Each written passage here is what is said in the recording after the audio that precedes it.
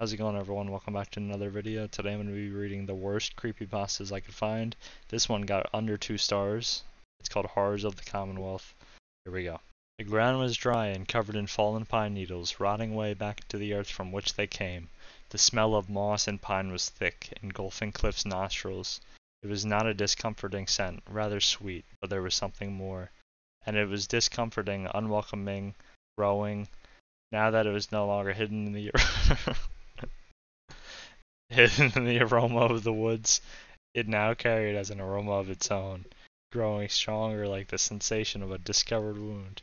He felt unnerved and decided he would be better off heading his way back into camp, finding another spot to pee. If Cliff turned right to leave, life may have seemed easier, but there would be less time, nightmares, less things rattling the cage in his head every waking hour of every waking day.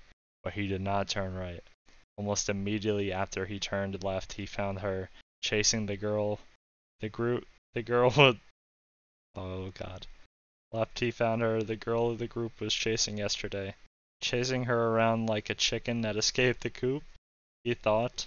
She was still covered in mud, now dried into clinging lumps of dirt. She was laying on her back, one arm stretched out in a yawn, and the other placed clumsily at her side. She was naked, down to the skin. No clothes in sight, and this made Cliff feel very nervous. His first reaction was to look away at his foster father had taught him before to never peek at a naked girl, especially one so young. Oh, okay. Of course, he was only 12 years old, and his curiosity got the better of him, so he turned his head back to her. This was his second mistake. She was not sleeping. A clear realization he had almost instantly, and wished to God he hadn't wished he had left, assuming she was in deep slumber. In a way she was. She was dead. Cliff felt his heart stop in his chest and found it difficult to stand. The urge to cry fell over him like a trap net, trying to pull him down to the ground and keep him there for a hunter to find. The feeling meant to own him entirely, but he could not let it. He had to stay strong. If Ford ever saw him cry, he would surely give him something not to cry about. Something real to cry about. Was this not real? He looked. This time really looked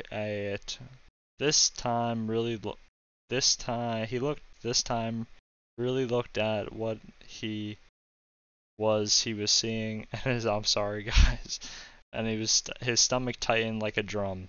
His knees went numb, but he still managed to stand.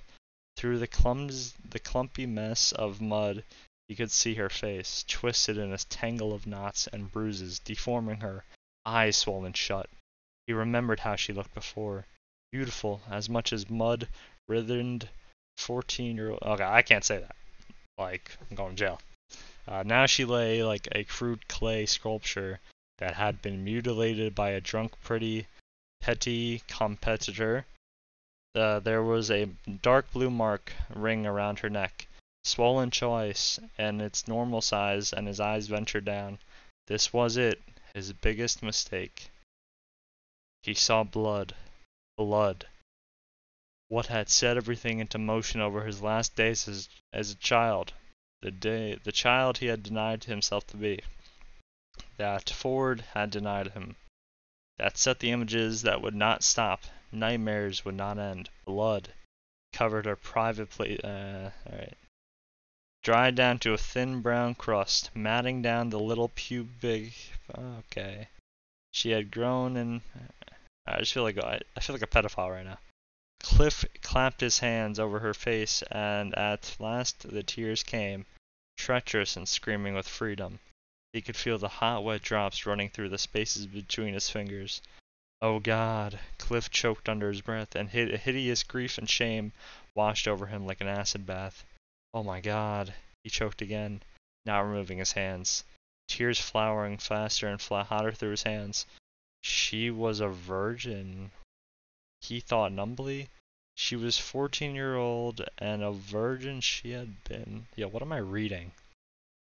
That's it. Yeah. Am I going to jail? That was terrible.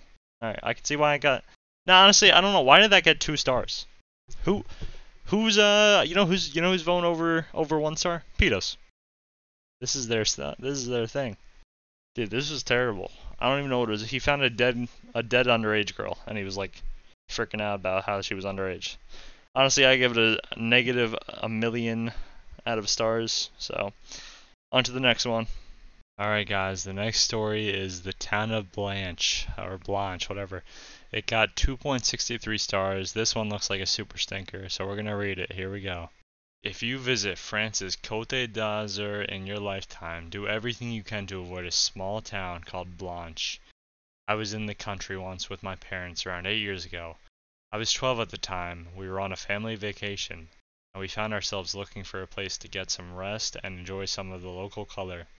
We were getting really hungry on the road, so it was with some luck that a town unmarked on our map rose unexpectedly on the horizon. This was the town of Blanche. Immediately after we entered Blanche, we noticed that the colors of the house were darker than anything I had seen in my entire life. It's not like they were black or gray, they were normal colors for the walls. They just looked not right. It's hard to explain, almost like there was a color that we don't have a word for, because it's so dark and strange. A few minutes after driving around the town, we all began to notice the fishy stench, like a Friday market, except for the fact that no fish were being sold. The people in the town had also had a really weird skin tone. Alright, getting a little racist here. Almost forbidden, frostbitten, and tinged a deep blue.